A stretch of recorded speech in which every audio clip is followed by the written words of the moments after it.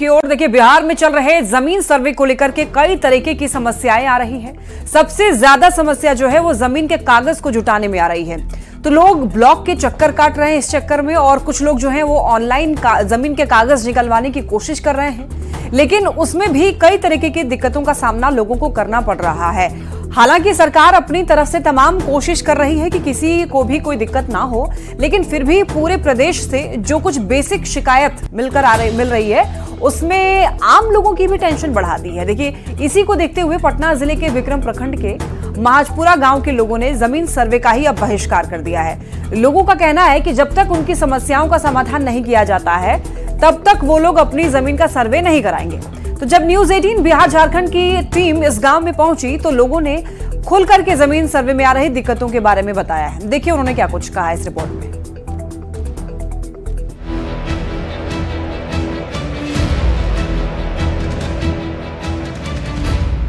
इन दिनों पूरे बिहार में जमीन सर्वे का काम चल रहा है।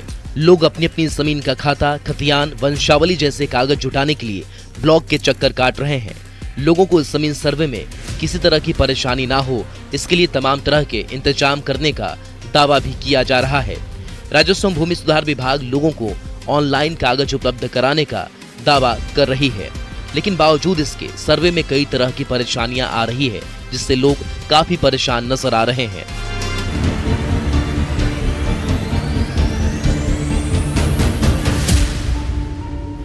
जमीन सर्वे में कागज को लेकर परेशानी तो सभी को हो रही है। सभी किसी न किसी तरह से अपने कागजात उपलब्ध कराने की कोशिश कर रहे हैं, लेकिन पटना के ही विक्रम प्रखंड के महाजपुरा गांव के लोगों ने जमीन सर्वे में आ रही परेशानियों को देखते हुए अपने गांव में सर्वे कराने से ही इनकार कर दिया है और सरकार द्वारा कराए जा रहे सर्वे का बहिष्कार कर दिया है। इनका कहना है कि जब तक सरकार उनकी समस्याओं का समाधान नहीं कर देती है तब तक ये गाँव के कोई भी लोग सर्वे नहीं कराएंगे।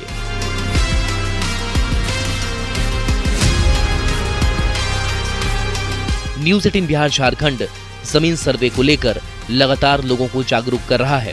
सर्वे के दौरान आने वाली परेशानियों को भी उठा रहा है और लोगों की सुविधा के लिए सरकार ने जो कदम उठाए हैं उससे भी लोगों को बता रहा है। ऐसे में न्यूज 18 संवाददाता संजय कुमार विक्रम प्रखंड के महाजपुरा गांव पहुंचे और लोगों से जानने की कोशिश की कि आखिर क्यों उन्होंने सर्वे का बहिष्कार किया है। तो इसमें कई बातें निकलकर सामने आई।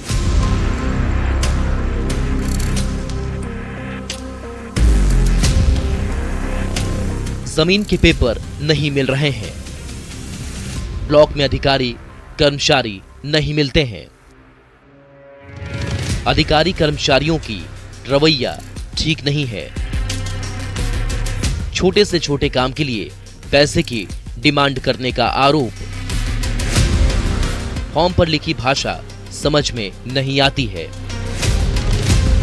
सर्वे कर रहे अधिकारियों की कमी होने का आरोप, ऑनलाइन पेपर में गड़बड़ी का आरोप, किसी का प्लॉट नंबर गलत है, किसी का खतियान गलत है।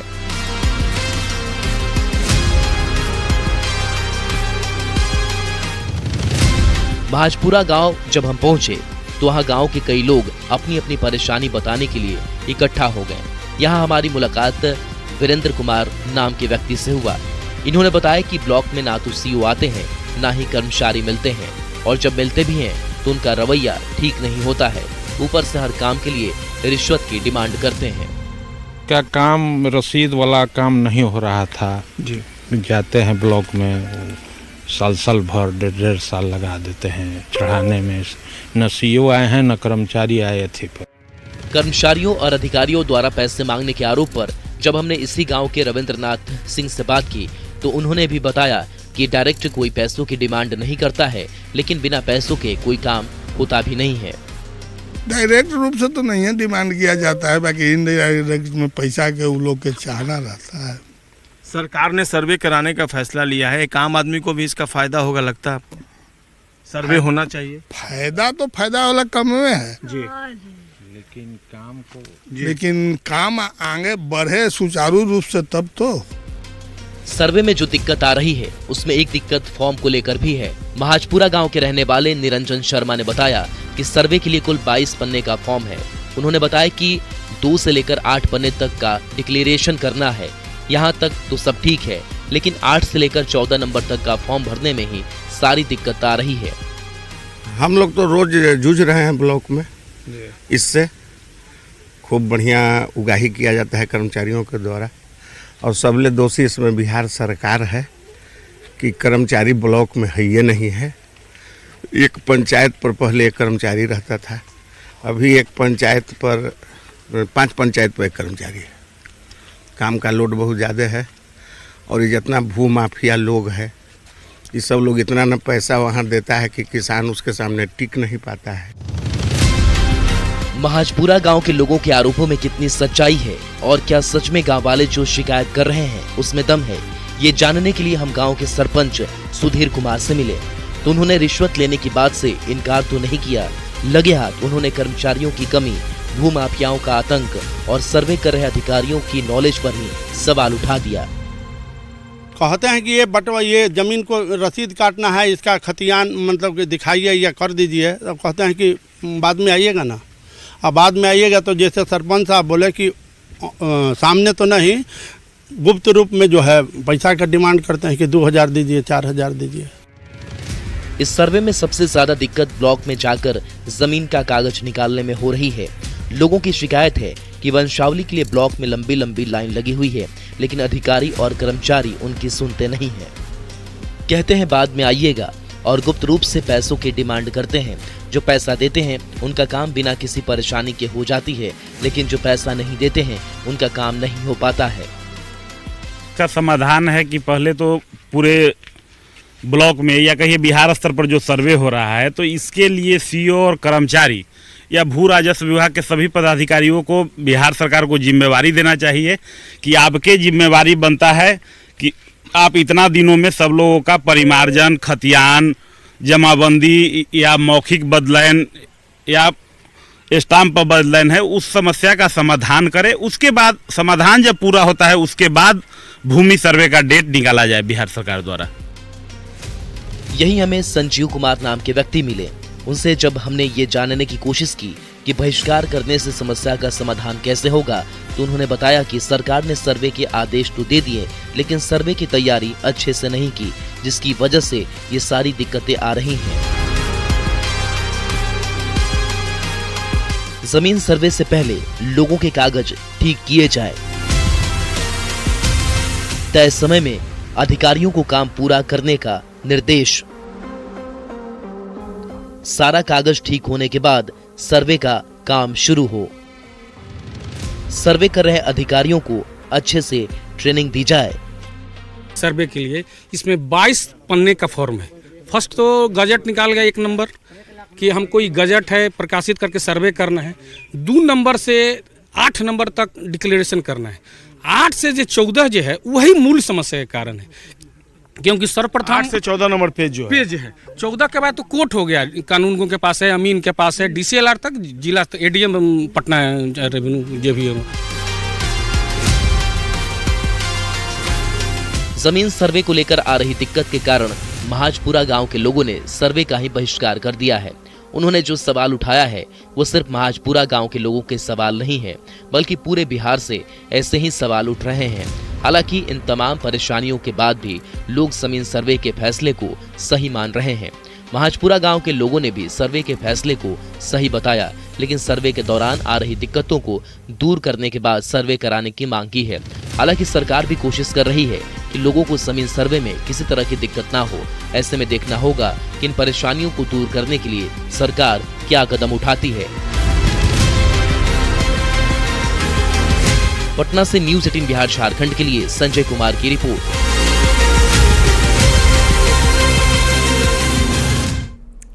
अब बात करते हैं झारखंड की। झारखंड विधानसभा चुनाव में अब कुछ ही महीने रह गए हैं, तो ऐसे में तमाम नेता अब चुनावी मूड में नजर आ रहे हैं। जनता के बीच जाकर के अपने कामकाज का हिसाब किताब दे रहे हैं। ऐसे में न्यूज़ 18 बिहार झारखंड भी जनता के हिस्से के सवाल पूछने और नेताजी के कामकाज का हिसाब किताब लेने मैदान में उतर चुकी है।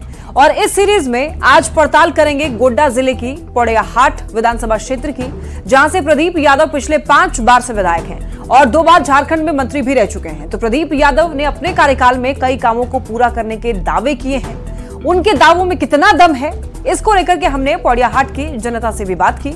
देखिए हमारे इस पड़ताल में।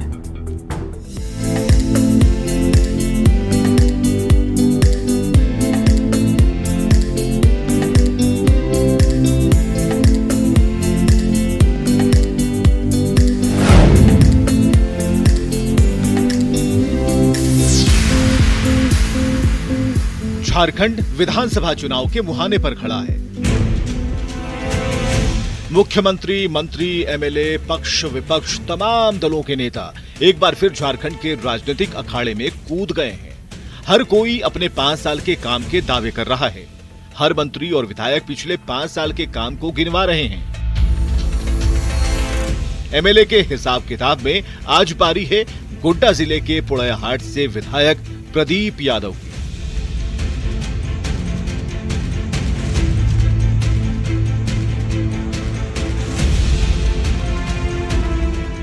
प्रदीप यादव पोड़ैयाहाट सीट से लगातार 5 बार से विधायक हैं। एक बार लोकसभा के सदस्य रह चुके हैं, यानी कि झारखंड राज्य के गठन के बाद से ही लगातार वो इस क्षेत्र की जनता का प्रतिनिधित्व कर रहे हैं। ऐसे में इनकी जिम्मेदारी भी ज्यादा बनती है। प्रदीप यादव ने इन 25 सालों में कितना काम किया है ये हम उनसे तो जानेंगे ही, लेकिन उनके दावों की हकीकत हम जनता से भी जानेंगे कि वो जो काम के दावे कर रहे हैं क्या धरातल पर उतना काम हुआ है या फिर पोड़ैयाहाट की जनता को आज भी विकास का इंतजार है।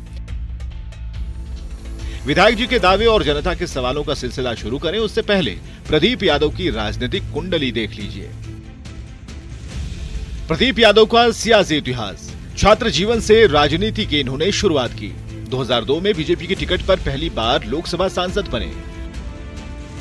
2005 में बीजेपी की टिकट पर पोड़ैयाहाट से विधायक बने। 2007 में बीजेपी छोड़ जेवीएम में शामिल हो गए। बाबूलाल मरांडी और अर्जुन मुंडा सरकार में मंत्री बने। 2020 में जेवीएम को छोड़कर कांग्रेस में शामिल हो गए। लगातार 5 बार पोड़ैयाहाट से विधानसभा चुनाव ये जीत रहे हैं। झारखंड राज्य बनने के बाद पोड़ैयाहाट से प्रदीप यादव 5 बार से जीत रहे हैं। ऐसे में उन पर जिम्मेदारी भी ज्यादा है। तो हमने सीधा सवाल किया कि आपने 25 साल के कार्यकाल में कितना काम किया है। 25 साल पहले और अब के पोड़ैयाहाट में कितना बदलाव आया है? देखिए, काम तो अनगिनत हैं जिसके नाम गिनाए नहीं जा सकते, लेकिन कुछ एक काम जो सामने दिखता है, जैसे जिस पार्क में आप खड़े हैं, बड़ी मेहनत से इस पार्क को भी हम सबों ने सरकार से कह करके आग्रह करके इस पार्क को बनवाया है और हमें लगता है कि गोड्डा जिला के लिए यह अद्भुत है, यूनिक है और आज पूरे गोड्डा जिला का यह आकर्षण का केंद्र है। आप बगल में देख सकते हैं कि जो गोड्डा कॉलेज गोड्डा है उसमें जो बीएड की भी पढ़ाई हो रही है वह भी हमारा देन है। आप इससे आगे बढ़े, हमारे क्षेत्र में जाएं तो आपको ठीक इससे 10 किलोमीटर की परिधि पर एक मॉडल कॉलेज मिलेगा, वह भी हमने किया है। उससे आगे थोड़े जाए 3-4 किलोमीटर तो आपको इंजीनियरिंग कॉलेज मिलेगा। उससे पोड़ैयाहाट सेंटर में जाए तो वहां आपको इंडोर स्टेडियम मिलेगा। कई बड़े काम हैं और सबसे बड़ा काम जो मुझे लगता है कि जो हमने किया है वो इस क्षेत्र के विकास के लिए जो सबसे आवश्यक था, सबसे जरूरी था, वह था सड़कों का जाल बिछाना।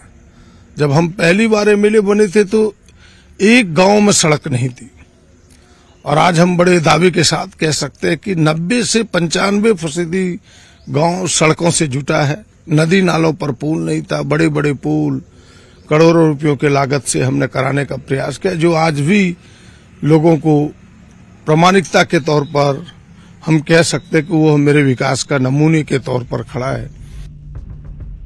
विधायक जी ने जब इतने सारे काम गिनवाए तो लगे हाथों हमने ये भी पूछ लिया, इतना काम करवाए हैं तो आपके क्षेत्र की जनता तो आपसे काफी खुश होगी। तो सुनिए उन्होंने क्या कहा। ना, हमें तो लगता है कि जनता संतुष्ट है, इसीलिए तो बार बार हमें जनता अपना आशीर्वाद देती है, अपना सहयोग देती है, अपना समर्थन देती है। यही तो कारण है कि हम, और सबसे बड़ा जो मेरे साथ प्लस है कि जनता से एक लगाव है, मेरा आम लोगों से लगाव है। आम लोगों के लिए हम सरलता से, सहजता से उपलब्ध रहते हैं, जिस कारण जनता हमें चाहती है और हमें लगता है कि यह लगाव जीवन भर रहेगा, क्योंकि इस ऊंचाई तक पहुंचाने का अगर किसी को श्रेय जाता है तो पोड़ैयाहाट की जनता को जाता है। प्रदीप यादव लगातार 5 बार से जीत रहे हैं। ऐसे में उन्होंने जो काम गिनवाए वो राज्य और केंद्र दोनों राज्य की सरकारों की तरफ से किए गए हैं। लेकिन हमने सवाल किया कि आपको जो विधायक फंड की राशि मिलती है उसे आप क्षेत्र के विकास पर खर्च करते हैं या नहीं करते हैं। यहां रुक रहे ब्रेक के लिए।